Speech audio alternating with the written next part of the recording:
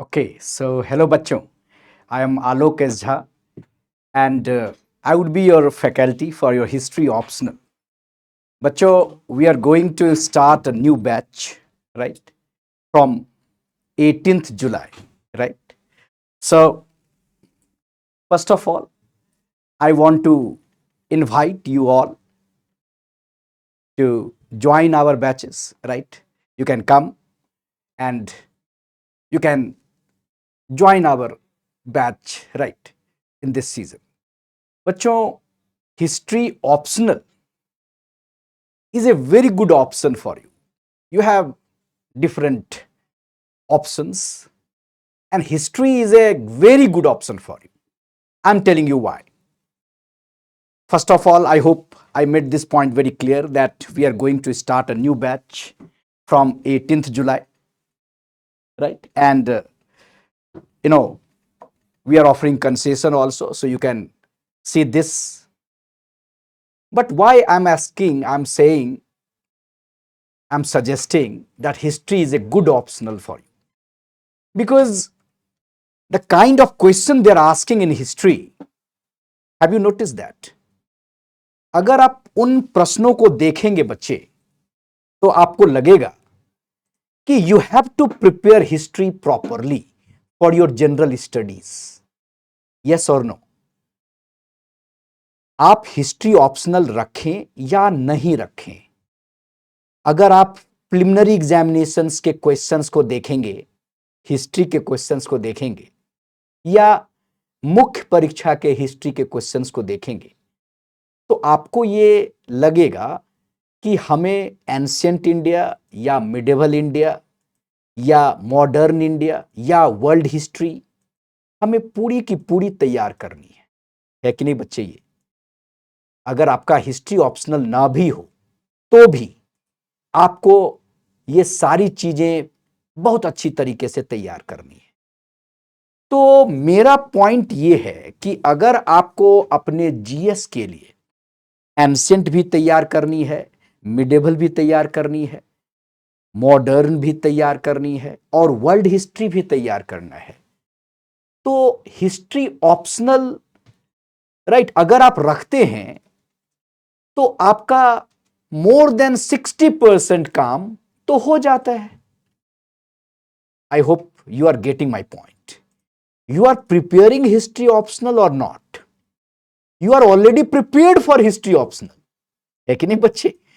तो आप जब जनरल स्टडीज के लिए एंशिएंट, मिडिवल, मॉडर्न और वर्ल्ड हिस्ट्री करते हैं तो लगभग 60% काम आप कर चुके होते हैं हिस्ट्री ऑप्शनल के लिए. तो क्यों ना कुछ और मेहनत की जाए और राइट हमारा ऑप्शनल तैयार हो जाता है. And you must be knowing that now this optional is performing really well, है ना बच्चे? तो हिस्ट्री ऑप्शनल से आप मार्क्स भी अच्छे ला सकते हैं, आपका मेहनत बच जाता है, जनरल स्टडीज में जो आप काम करते हैं वो काम आता है ऑप्शनल में, है ना बच्चे? तो हिस्ट्री ऑप्शनल राइट एक अच्छा चॉइस है, राइट. और मुझे तो कहना ही है कि हिस्ट्री ऑप्शनल एक अच्छा चॉइस है ना बच्चे? और जब आप विचार करेंगे तो आपको भी लगेगा कि हिस्ट्री ऑप्शनल एक अच्छा चॉइस है. फाइन बच्चे. So again repeating, we are going to start our new batch from 18th July, right? So you are most welcome in that batch, right? So मैं इंतजार करूंगा आपका उस बैच में. फाइन बच्चे. Now we have to tell you something more about the history optional syllabus so that you can feel that right it is related to your general studies, है ना बच्चे? जनरल स्टडीज में भी आपको वो काम करना होता है. जरा देखो, when you say history optional syllabus, you have ancient India, like that you have medieval India, right? Then modern India, then world history. So first of all, when you see the syllabus of your history optional, you have two paper, you must be knowing that, है ना? हमारे पास paper 1 है और हमारे पास paper 2 है, right? हमारे पास paper 2 है. तो हमारे पास दो राइट, जैसा हर एक ऑप्शनल में होता है, तो हिस्ट्री ऑप्शनल में भी 2 पेपर है बच्चे। पेपर 1 को भी हम लोग 2 राइट सेक्शन में बांटते हैं। एक्चुअली 2 सेक्शन में क्वेश्चन भी पूछा जाता है, सेक्शन ए और सेक्शन बी, है ना। उसी तरीके से पेपर 2 का भी 2 सेक्शन है, सेक्शन ए और सेक्शन बी। ठीक, सेक्शन ए में बच्चे ancient India, right, ancient India से क्वेश्चन पूछा जाता है। सेक्शन बी में मिडेवल इंडिया से क्वेश्चन पूछा जाता है, मिडेवल इंडिया से क्वेश्चन पूछा जाता है। उसी तरीके से पेपर 2 में सेक्शन ए में मॉडर्न इंडिया से क्वेश्चन पूछा जाता है, मॉडर्न इंडिया से क्वेश्चन पूछा जाता है। और कुछ चैप्टर्स राइट पोस्ट इंडिपेंडेंस के भी होते हैं। लास्ट में 3 टॉपिक है जो पोस्ट इंडिपेंडेंस का है। और section B right world history का है ना बच्चे, सेक्शन बी वर्ल्ड हिस्ट्री का है। ठीक, तो ये बात हर एक ऑप्शनल में है कि 2 पेपर होते हैं आपके, पेपर 1 और पेपर 2। तो हिस्ट्री में भी 2 पेपर है, पेपर 1 में एंशिएंट और मिडेवल है और पेपर 2 में मॉडर्न और वर्ल्ड हिस्ट्री है। और आपको हर एक सेक्शन से एक क्वेश्चन अटेम्प्ट करना जरूरी होता है। तो ऐसा नहीं हो सकता है कि आप सारे क्वेश्चंस एक ही सेक्शन से करें, आपको तैयारी तो हर एक सेक्शन की करनी होगी। लेकिन हां यह बात है कि आप किसी एक सेक्शन पे ज्यादा जोर लगा सकते हैं। सपोज पेपर 2 में मॉडर्न इंडिया है और वर्ल्ड हिस्ट्री है, तो आप चाहें तो मॉडर्न इंडिया को ज्यादा फोकस कर सकते हैं, ज्यादा क्वेश्चन उससे अटेम्प्ट कर सकते हैं। लेकिन एक क्वेश्चन कंपलसरी क्वेश्चन होता है, वो आपको वर्ल्ड हिस्ट्री से करना ही होगा। इसलिए सिलेबस तो पूरा पढ़ना पड़ता है, लेकिन जनरल स्टडीज में भी आप ये सारी चीजें करते हैं जो मैं आपको कह रहा था। तो जनरल स्टडीज में भी ये सारी चीज आपको करनी है। आपको एंशिएंट भी करना है, आपको मिडेवल भी करना है, आपको मॉडर्न भी करना है और वर्ल्ड हिस्ट्री भी करना है। ये बात सही है कि जनरल स्टडीज में वर्ल्ड हिस्ट्री से क्वेश्चन नहीं आता है या कम आता है, लेकिन यूपीएससी में कभी भी ये पैटर्न चेंज हो सकता है ना बच्चे। इसलिए इस पे मत जाइए कि क्वेश्चन कम आता है इसलिए हम छोड़ देंगे, ये नहीं पॉसिबल है। जहां से क्वेश्चन कम आता है वहां से क्वेश्चन ज्यादा आने लगता है, जहां से क्वेश्चन ज्यादा आता है वहां से क्वेश्चन कम आने लगता है। ये यूपीएससी में जनरली होता है, ये आपको प्रीवियस ईयर क्वेश्चन को देख के आपको पता चल जाएगा। ठीक है बच्चे, तो ये बातें तो क्लियर हो गई कि हमारे हिस्ट्री ऑप्शनल में 4 सेक्शन हैं, 4 पार्ट हैं और 2 पेपर हैं। और जिस सेक्शन में आपको ज्यादा अच्छा लगता है, ज्यादा आपको रुचि है, ज्यादा आपको इंटरेस्ट है, वहां आप ज्यादा काम करेंगे तो बेनिफिट मिलेगा। लेकिन मैंने ये भी बताया कि एक एक क्वेश्चन सारे सेक्शन में कंपलसरी होता है, तो आप किसी सेक्शन को छोड़ नहीं पाएंगे, कंप्लीट छोड़ नहीं पाएंगे। ठीक है, ये बात तो समझ में आ गई बच्चे। दूसरी बात ये है कि सिलेबस डिफाइंड है। जैसे आप जीएस एंशिएंट इंडिया करते हैं, है ना, कुछ भी करते हैं लेकिन फिर भी क्वेश्चन बाहर से आ जाता है, उसका कोई सिलेबस नहीं है। लेकिन हमारे ऑप्शनल में सिलेबस डिफाइंड है बच्चे। एंशिएंट इंडिया में भी कुछ टॉपिक्स हैं और मिडेवल इंडिया में भी कुछ टॉपिक्स हैं, दोनों मिला के लगभग 24 टॉपिक्स हैं। दोनों मिला के लगभग 24 टॉपिक्स हैं जो एंशिएंट और मिडेवल में लिखा हुआ है, इलैबोरेट किया हुआ है। सिलेबस डिफाइंड है। यह नहीं समझना है कि किसी एक बुक में जो कुछ भी है वो हमें पढ़ना है, ऐसा नहीं है। सिलेबस है, उसी सिलेबस के हिसाब से आपको तैयार करना है। तो उस हिसाब से जीएस से ये आसान है, क्योंकि जीएस में कोई सिलेबस नहीं होता है एंशिएंट का या मिडेवल का या मॉडर्न का, लेकिन यहां तो सिलेबस है। अरे देखो जरा, एंशिएंट इंडिया में 12 टॉपिक हैं, है ना बच्चे, आपने देखा होगा या देखो अभी 12 टॉपिक हैं। 1 राइट, आपने देखा होगा ये टॉपिक, 2 3 4 5 6 7 8 9 10 11 12, है एंसेंट इंडिया में भी 12 टॉपिक है। उसी तरीके से जब आप मिडेवल इंडिया देखते हो यहां भी 12 टॉपिक है।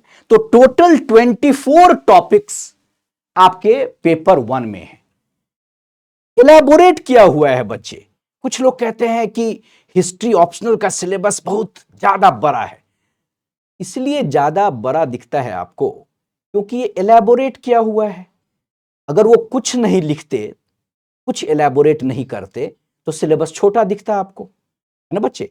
तो ज्यादा बड़ा इसलिए दिखता है कि सब कुछ इलेबोरेटेड है, इसमें किस टॉपिक में क्या क्या पढ़ना है ये इलेबोरेटेड है। जैसे अगर मैं एंसेंट इंडिया की बात करूं कि हमें इंडस वैली सिविलाइजेशन में क्या क्या पढ़ना है, तो ऐसा नहीं कि हम सब कुछ जो मिलता है वो काम करेंगे, नहीं बच्चे। इसका एक सिलेबस है कि इंडस वैली सिविलाइजेशन का origin, date, extent, characteristic, decline, survival and significance, art and architecture. Suppose 6 topic, 7 topic Indus valley civilisation में अगर आप 6-7 टॉपिक पे काम कर लेते हैं तो जो कुछ भी वो पूछेंगे आप उसको अटेम्प्ट कर पाओगे ना बच्चे। तो सिलेबस वेल डिफाइंड है, स्ट्रक्चर्ड है, तो उसको समझने में दिक्कत नहीं होती। तो मैंने कहा कि पेपर 1 में 24 टॉपिक है।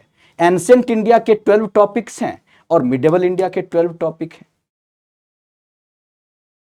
अगर आपने जीएस के लिए अच्छे से तैयारी कर ली है सपोज, तो यह काम बहुत ही आसान हो जाएगा क्योंकि आपको इन टॉपिक्स पे काम करना है।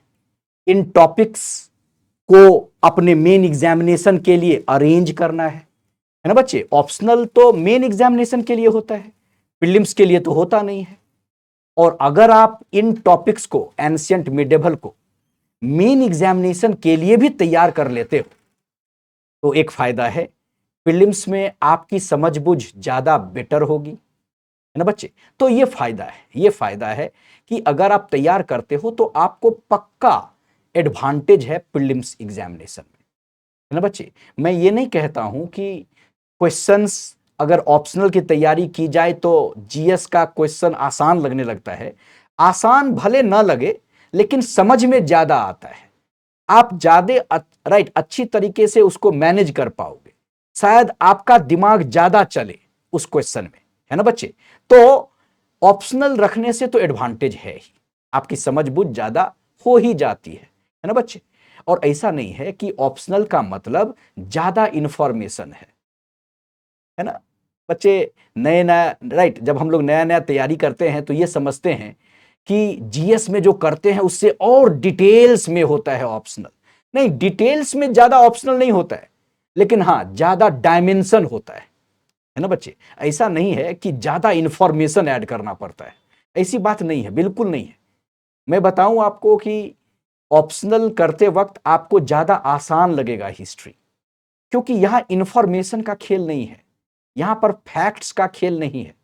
ऐसा नहीं है कि आपको धौलावीरा के बारे में 200 इंफॉर्मेशन चाहिए होगा, यह नहीं होता। यहां पर इंफॉर्मेशन कलेक्ट नहीं किया जाता, है ना बच्चे। इसलिए ये बातें दिमाग से निकाल लीजिए कि ऑप्शनल लेने से और ज्यादा डिटेल इंफॉर्मेशन होगा। ज्यादा डिटेल इंफॉर्मेशन नहीं होगा, लेकिन हां जीएस के लिए आपने जो कुछ पढ़ा है उसको आप एक अलग तरीके से ऑप्शनल में यूज करेंगे। सपोज ऑप्शनल में क्वेश्चन पूछा जाएगा इंडस वैली सिविलाइजेशन का वाटर मैनेजमेंट, तब आपका दिमाग काम करना चाहिए। क्या धोलावीरा में कुछ ऐसा था कि हम वाटर मैनेजमेंट में लिख सकते हैं?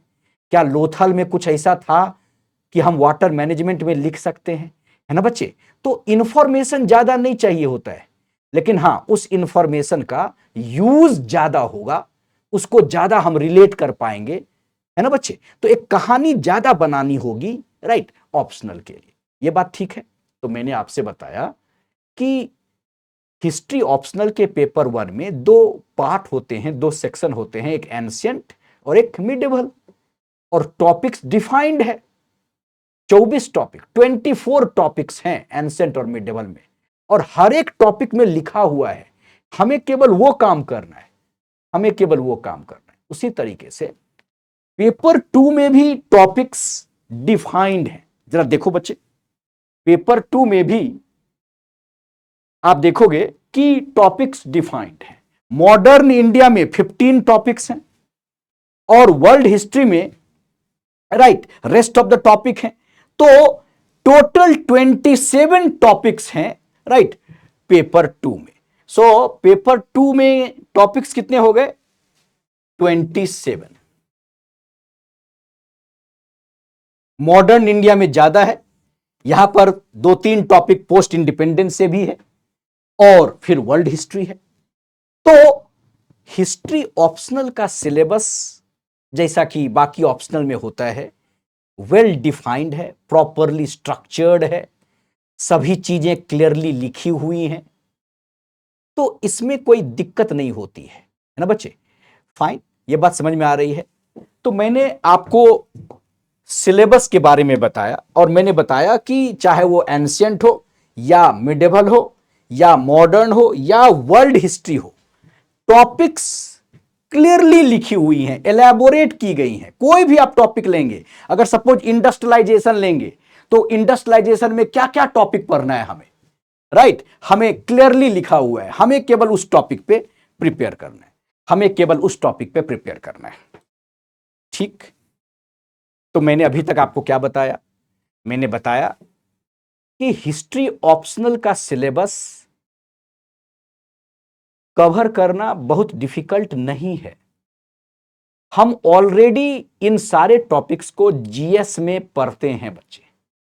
अगर आप हिस्ट्री ऑप्शनल नहीं भी लेते हैं तो भी इन सारे टॉपिक्स को पढ़ते हैं, लेकिन हां ऑप्शनल के लिए आपको इनको अरेंज करना होगा प्रॉपरली, आपको इनको राइट ऑर्गेनाइज करना होगा प्रॉपरली। ठीक है, तो 30-40% अगर ज्यादा मेहनत करेंगे आप, जो ऑलरेडी आप जीएस में ऑलरेडी हिस्ट्री के लिए करते हैं, तो ये आसान है ना? ठीक, दूसरी बात बच्चे, हिस्ट्री ऑप्शनल में बाकी चीजें तो ठीक है। पेपर 1 में सेक्शन ए में,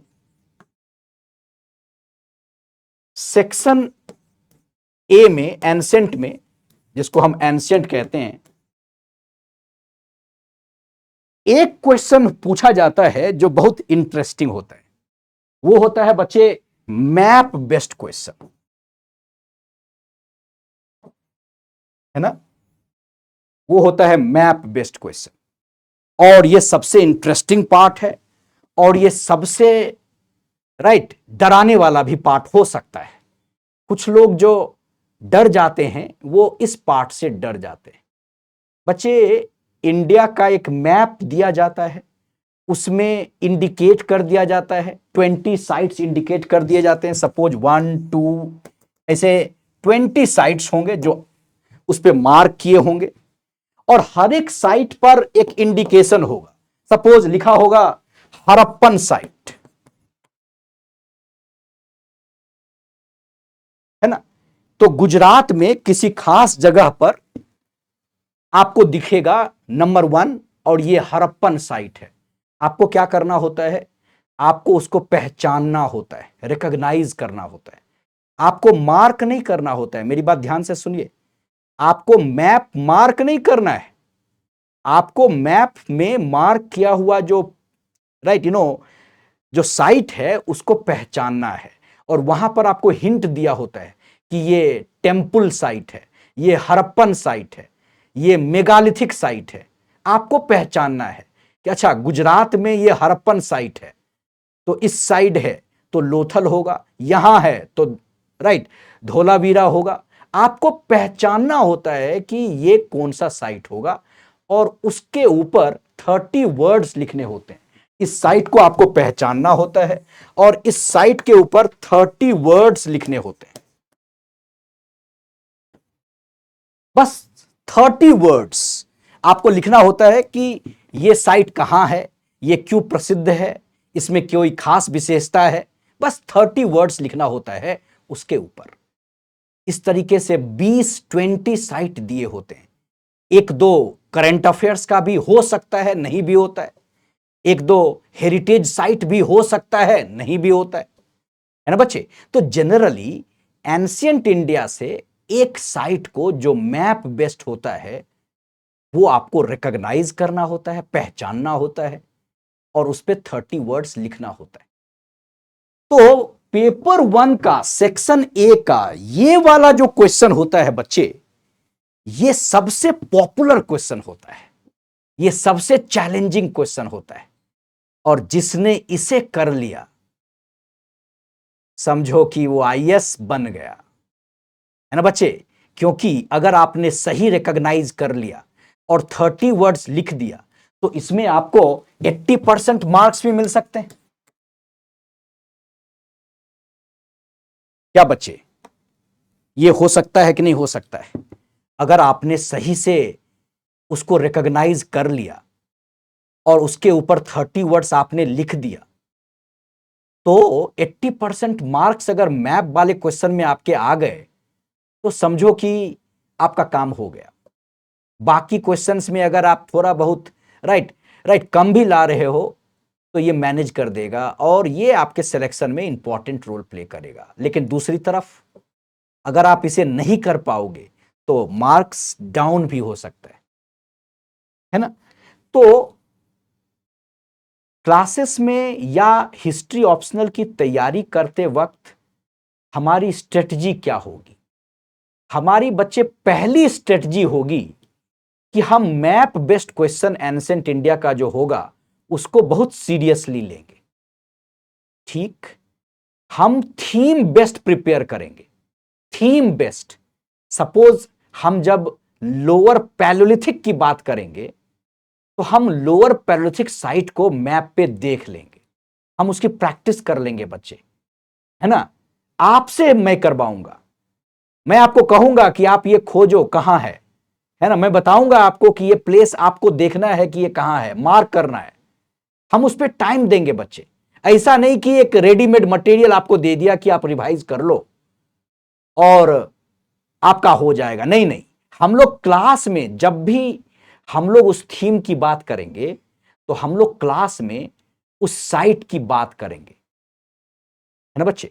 अगर कोई साइट राजस्थान में है, कोई महाराष्ट्र में है, कोई केरला में है तो हम उस साइट को मार्क करेंगे, आप करेंगे मार्क, थीम बेस्ड। ऐसा नहीं कि हम पूरा चैप्टर कर देंगे, पूरा सिलेबस कर देंगे, लास्ट में करेंगे। नहीं नहीं, लास्ट में नहीं करेंगे। जब भी कोई थीम पढ़ेंगे उसके साथ ही हम मैप की प्रैक्टिस करेंगे। आप कहोगे क्यों, लास्ट में भी कर सकते हैं? नहीं, लास्ट में नहीं कर सकते। इससे क्या होगा कि थोड़ा टाइम जाएगा लेकिन आप प्रैक्टिस बार बार करोगे। सपोज बार बार आपको दिखेगा कि अतिरमपक्कम कहां है, चेन्नई के किधर है अतिरमपक्कम, तमिलनाडु में कहां है अतिरमपक्कम, टेरी साइट्स कहां है, बुर्जा होम कहां है, लोथल कहां है। ये बार बार आपको मार्क करना पड़ेगा। जब आप बार बार इसको मार्क करोगे तो आप धीरे धीरे 6 महीने में, 7 महीने में ये पूरा प्रिपेयर कर लोगे, है ना बच्चे। ये काम थोड़ा बोरिंग होता है लेकिन इंटरेस्टिंग भी है ना। हम बहुत सारे साइट्स पे काम करेंगे, मोर देन 500 साइट्स पे काम करेंगे। और जब इतने साइट्स पे काम करेंगे तो नेचुरली 15-20 साइट्स तो हमें मिल जाने चाहिए, एग्जाम में जरूर मिल जाते हैं क्योंकि वो रिपीट होते हैं। हां, 2-3 साइट्स नए पूछे जाते हैं अगर वो करंट अफेयर्स में हो या किसी वजह से न्यूज में रहा हो, अगर लास्ट 1.5-2 सालों में, तो इट कैन बी आस्क्ड। कुछ टेम्पल साइट्स हाल के दिनों में पूछे गए हैं, आपको पता भी होगा, है ना बच्चे। तो हमारी पहली स्ट्रेटजी होगी, अगर आप पूछेंगे कि सर हमारे हिस्ट्री ऑप्शनल की तैयारी में हमारी पहली स्ट्रेटजी क्या होगी, तो हमारी पहली स्ट्रेटजी होगी कि हम मैप बेस्ड क्वेश्चन को बहुत ही सीरियसली लेंगे। आपसे मुझे काम करवाना है, आपको मार्क करना है, आपको बार बार उसे देखना है और हम इंश्योर करेंगे क्लास में कि आप ये कर रहे हैं, है ना बच्चे। मैं आपसे बताऊंगा, पूछूंगा कि आपने मार्क किया, ये कहां है, मॉडर्न डिस्ट्रिक्ट कौन सा है, अब चलो ये दूसरा मार्क करो, ये तीसरा करो, ये चौथा करो। तो धीरे धीरे शुरुआती दिन में हो सकता है कि आपको थोड़ा सा अटपटा लगे, आपको लगे कि बहुत टाइम जा रहा है इसमें, लेकिन धीरे धीरे ये आसान होने लगेगा ना बच्चे। इसका कोई फॉर्मूला नहीं होता है मैप को रिकॉग्नाइज करने का। एक ही फॉर्मूला होता है, आप इसे बार बार देखें और वो हम लोग क्लास में करेंगे। तो हमारा मैप का स्ट्रेटजी क्या होने वाला है, हम थीम बेस्ड करेंगे। क्या होता है थीम बेस्ड? अगर हम पैलोलिथिक पढ़ेंगे तो पैलोलिथिक साइट देखेंगे, अगर हम न्योलिथिक पढ़ेंगे तो न्योलिथिक साइट भी देखेंगे, अगर हम इंडस वैली सिविलाइजेशन पढ़ेंगे तो हम हड़प्पन साइट्स देखेंगे, है ना बच्चे। तो हम जो जो चैप्टर पढ़ेंगे, हम उस चैप्टर के बाद उसके साइट्स को मैप पे लोकेट करेंगे। आप भी करेंगे साथ में, है ना बच्चे। कोई रेडीमेड चीजें नहीं होगी, आपको साथ में हमारे साथ करना होगा। ऐसा हम लोग करते हैं, लास्ट 2-3 बैचेज से हम लोग ऐसा करते हैं, सक्सेसफुली करते हैं, आपको अच्छा लगेगा। ठीक, तो हमारी स्ट्रेटजी, पहली स्ट्रेटजी तो मैंने आपको इलैबोरेट कर दिया। हमारी स्ट्रेटजी होगी कि हम मैप को बड़े सीरियसली लेंगे, क्योंकि अगर मैप अच्छा चला गया तो हम अपने सपने के बहुत करीब आ सकते हैं बच्चे, है ना। तो मैप सीरियस इशू होगा, मैप पे हम काम करेंगे। डन। और मैप हमें लोकेट नहीं करना है, ना इंडिया का मैप बनाना है, ऑलरेडी वहां पे मैप होगा, वहां पे राइट ऑलरेडी मेंशन्ड होगा, आपको केवल पहचानना होता है। पहचानना होता है कि अच्छा अच्छा राजस्थान में ये गिलुंद है कि आहार है ना बच्चे, आपको पहचानना होता है। ठीक है, तो वो प्रैक्टिस करते हम लोग कर लेंगे। डन। दूसरी चीज जो हमारी स्ट्रेटजी होगी वो ये होगी कि हम पूरा सिलेबस पे काम करेंगे। Right, so we will finish right entire syllabus. ऐसा नहीं कि we would be discussing only 70% of it and 30% को कह दिया कि you prepare this on your own. No, कुछ टॉपिक्स को हम डिटेल में करेंगे, कुछ टॉपिक्स को बेसिक करेंगे, राइट कुछ टॉपिक्स को राइट केवल पॉइंट्स में करेंगे, लेकिन करेंगे सारे टॉपिक्स, हम लोग छोड़ेंगे नहीं, सिलेबस को पूरा करेंगे बच्चे। इसलिए क्योंकि आजकल कुछ पेरिफेरल एरिया से क्वेश्चन पूछे जाते हैं, तो जब हम सिलेबस को पूरे अच्छे से करेंगे तो पूरा चांस है कि हमारे लायक क्वेश्चन मिल ही जाएगा, है ना बच्चे। कुछ क्वेश्चंस राइट थोड़े अच्छे लेवल के होते हैं, लेकिन अगर आपने पूरा सिलेबस किया हुआ है तो आपके पास चॉइस होता है ना। अगर आपने पूरा सिलेबस ठीक से नहीं किया है तो आपको वो क्वेश्चन लिखना हो जाएगा जो क्वेश्चन शायद आप कंफर्टेबल नहीं है। तो हम लोग पूरा सिलेबस करेंगे। डन। तो मैंने 2 बातें बताई, हमारी स्ट्रेटजी क्या होने वाली है। हमारी स्ट्रेटजी में स्ट्रेटजी नंबर 1 हमारी स्ट्रेटजी में ये होगी कि focus on map, focus on map, हम मैप पे फोकस करेंगे। हमारी दूसरी स्ट्रेटजी ये होगी कि हम पूरे सिलेबस को right we will right complete the syllabus, all the topics would be covered, right all the topics, right सारे टॉपिक्स हम लोग कवर करेंगे। तीसरी पॉइंट हमारी ये होगी बच्चे कि हम लोग प्रीवियस ईयर क्वेश्चंस भी उस टॉपिक से रिलेटेड वो भी हम देखते चलेंगे, है ना। हम ये इंश्योर करेंगे कि वो क्वेश्चंस जो पूछे गए हैं या रिपीट हो सकते हैं, राइट उसका फॉर्मेट क्या होगा, है ना। जब हम कोई टॉपिक पूरा करेंगे तो हम देखेंगे कि प्रीवियस ईयर क्या क्वेश्चन पूछा गया है और क्या हम इस क्वेश्चन को आंसर राइट इस क्वेश्चन का लिख सकते हैं, इसका फॉर्मेटिंग कर सकते हैं।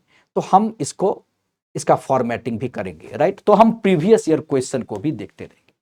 और हमारी चौथी स्ट्रेटजी ये होगी बच्चे कि हम लोग राइट मैक्सिमम राइट टॉपिक पर, मैक्सिमम टॉपिक पर हम लोग राइट पॉइंट्स जनरेट करेंगे, है ना, पॉइंट्स जनरेट करेंगे मैक्सिमम टॉपिक पर। जब हम उसको समझ लेंगे तो हम लोगों का पढ़ने का तरीका क्या होता है, हम लोग पहले किसी टॉपिक को समझेंगे, फिर उस क्वेश्चन को, उस टॉपिक को डिवाइड करेंगे, है ना बच्चे। जरा देखो, सपोज जब हम लोग किसी टॉपिक को लेंगे, सपोज हम लोगों ने अमेरिकन रिवॉल्यूशन पढ़ा, हम लोगों ने अमेरिकन रिवॉल्यूशन पे हम लोगों ने काम किया, तो हम लोग पहला काम क्या करेंगे क्लास में, हम लोग पूरे रिवॉल्यूशन को समझेंगे, आउटलाइन को समझेंगे, इसके टाइमलाइन को समझेंगे। हम लोग इसके पूरे टाइमलाइन को समझेंगे कि 1763 में क्या हुआ, है ना बच्चे, 1775 में क्या हुआ, 1776 में क्या हुआ, है ना बच्चे। इसी तरीके से हम लोग देखेंगे 1781 में क्या हुआ, 1783 में क्या हुआ। हम लोग पूरे टाइमलाइन को समझेंगे, क्रोनोलॉजी को समझेंगे, स्टोरी को समझेंगे। हम लोग पहले, सबसे पहले की स्टोरी बनाएंगे, ठीक है।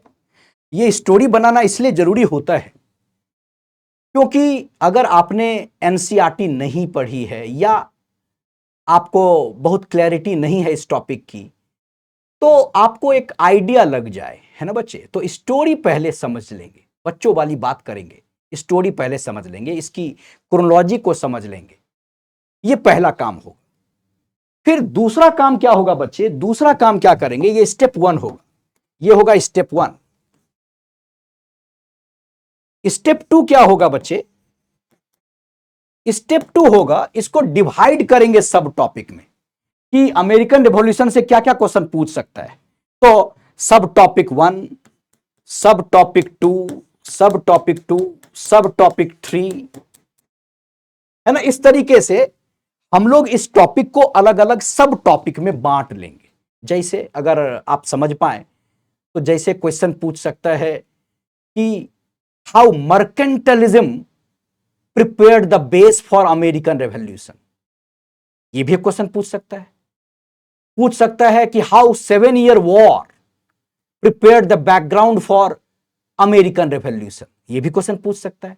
तो हम उस टॉपिक पर जितने भी सब टॉपिक हो सकते हैं, जिस तरीके से भी पूछा जा सकता है, वो हम पहले हम लोग उसको बांट लेंगे और फिर हर एक सब टॉपिक पर हम लोग कुछ पॉइंट्स लिख लेंगे।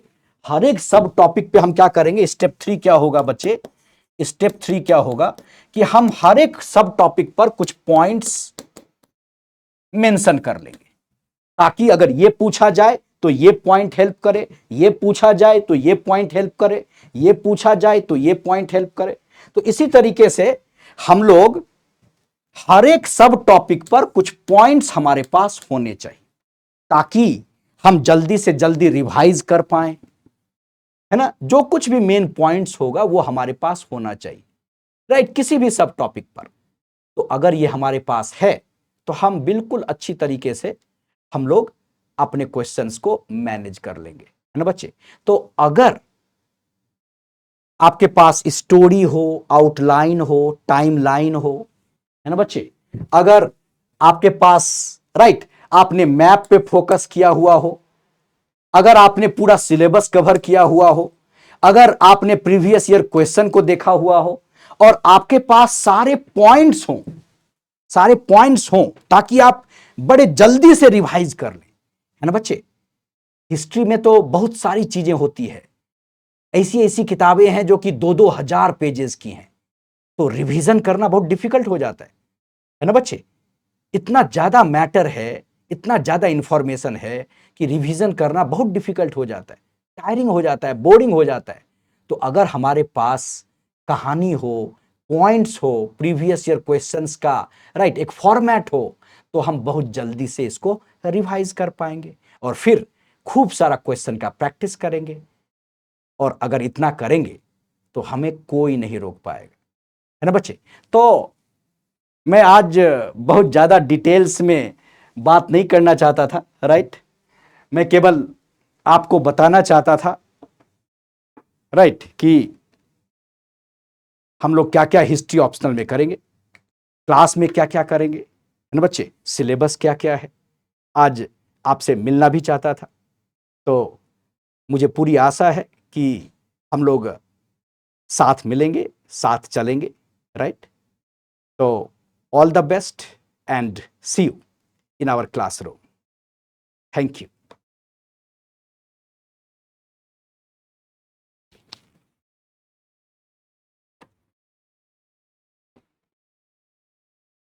भैया